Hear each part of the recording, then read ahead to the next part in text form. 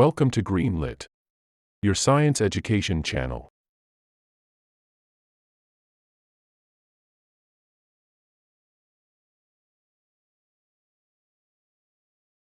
Today's subject on Greenlit will be why plants die. As we all know, death is a natural process in life that every living organism goes through.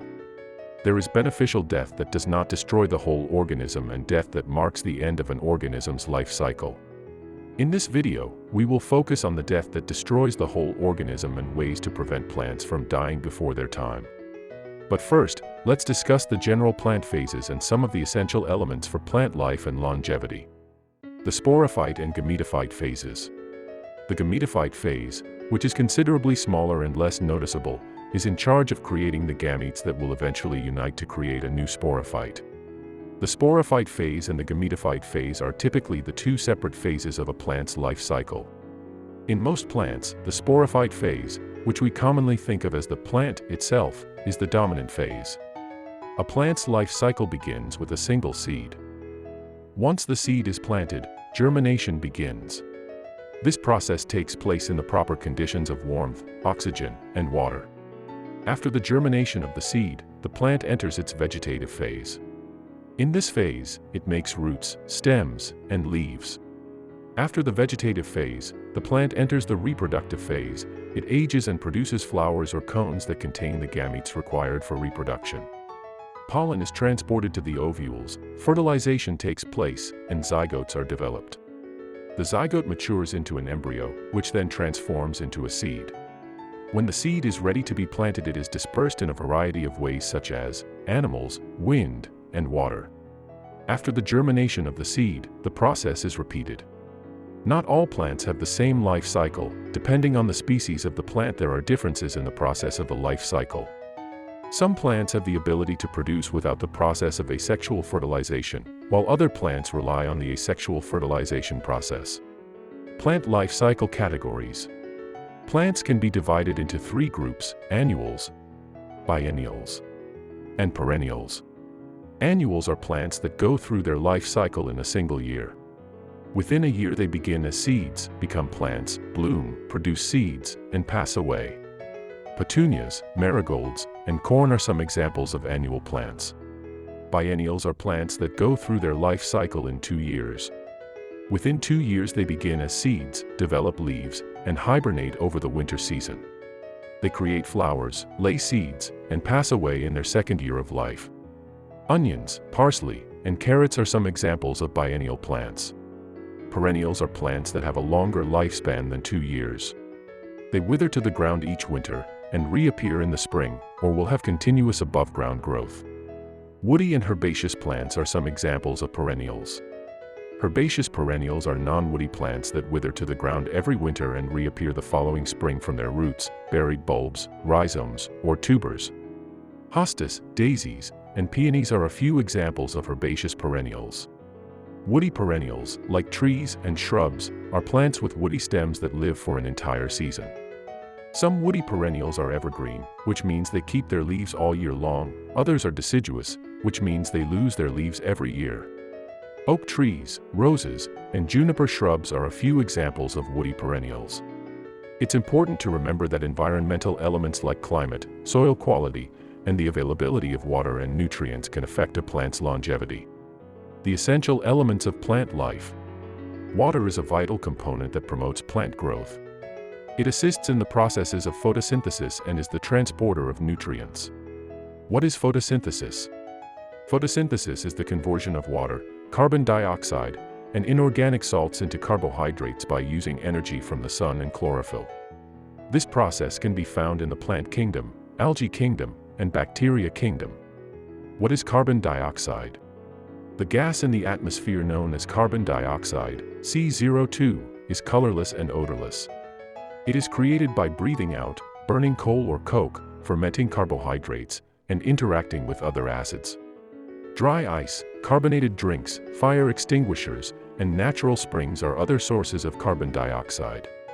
When it comes to plant life and the process of photosynthesis, the plant will take carbon dioxide out of the air and soil. The process of oxidization causes the water to lose its electrons.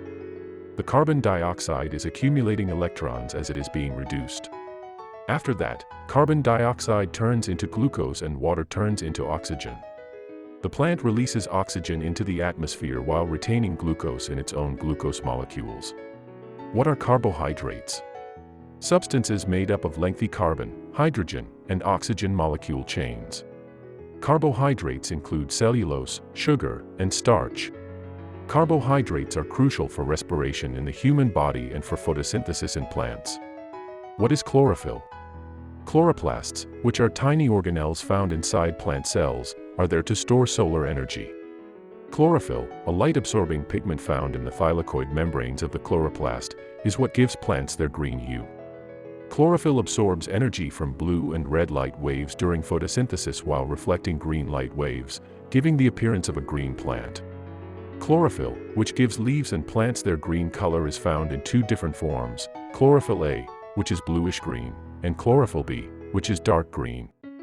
Nutrients. The essential nutrients for plants are nitrogen, phosphorus, and potassium. Lacking these essential nutrients will result in plant death or stunted growth. What is nitrogen? Nitrogen, N, is a gas that is colorless and odorless and makes up about 45% of the atmosphere. This gas is found in animal and plant cells, particularly in proteins. It is used as a cooling agent for the production of ammonia, nitric acid, cyanide, explosives, fertilizer, and colors.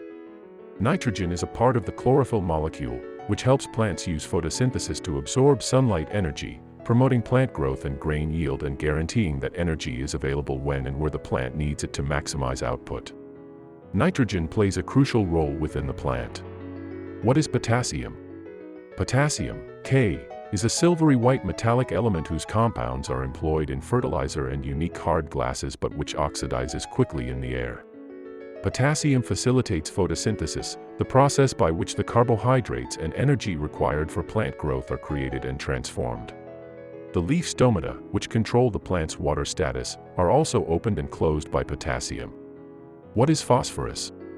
Phosphorus, P, is a solid, non-metallic substance that has three forms: a yellow form that is poisonous, combustible, and glows in the dark, a red form that is flammable, and a black form that is insoluble in most solvents and the least flammable. The element is used to create smoke screens, and its compounds are found in fertilizers with phosphates and matches. This substance can also be found in the bones, nerves, and embryos. It is an essential part of animal and plant life. The process through which plants transform the energy from the sun into food, fiber, and oil requires phosphorus. Phosphorus is essential for photosynthesis, sugar metabolism, energy storage and transfer, cell division, cell growth, and the genetic information transfer process. Why do plants die? Insects and plant diseases. Insects and plant diseases can harm or kill the plant if not treated in its early stages. Aphids, spider mites, and bacterial, viral, and fungal illnesses can be threatening to a plant's lifespan. Environmental factors. Plant death can also be brought on by environmental fluctuations such as extremely high temperatures, strong winds, and exposure to poisonous substances. Natural causes. Plants age just like any other living thing. They might start to deteriorate and eventually pass away when they approach the end of their natural lives. What steps can you take to prevent plant death? By meeting their bare necessities, we can prevent plants from dying. Here are some pointers for maintaining the health of your plants. Watering. While most plants need to be watered on a regular basis, different species have different watering requirements. When the soil feels dry to the touch but has not fully dried out, water should be applied. Refrain from overwatering to prevent root rot. Light. In order for plants to grow and use photosynthesis to create energy, they need light. Because every plant has distinct needs for light, be sure to research yours well before deciding where to put it. While some plants enjoy direct sunshine, others thrive in filtered or indirect lighting. Soil. Plants depend on soil for sustenance and nutrient delivery. Make sure the soil in which your plants are housed is suitable for their needs and has good drainage. While some plants prefer soil that is more sandy or gravelly, others prefer organic matter-rich soil. Fertilizer. Depending on the type of plant, regular fertilizing to supply extra nutrients may be beneficial. Use fertilizer that is suitable for the particular species of plant and apply it according to the label's instructions. Temperature and humidity. As every plant has varied temperature and humidity needs, it's critical to understand what yours are. Avoid planting plants in overly warm or cold regions, and be mindful of air conditioning or heating vents that could create changes in humidity and temperature. Pruning. By eliminating dead, damaged branches and promoting new growth, regular pruning helps keep plants healthy. Use tools that are clean and sharp. Prune according to the right procedures for the sort of plant you are working with. Insects and pests. Insects and pests can harm or destroy plants, thus, they need to be controlled. Check your plants frequently for signs of pests. Depending on the severity of the infestation and the particular requirements of the plant, this may involve employing either herbal medicines or chemical insecticides. Hope this helps all the plant enthusiasts out there. Thank you for watching Greenlit. Don't forget to subscribe, like, and share.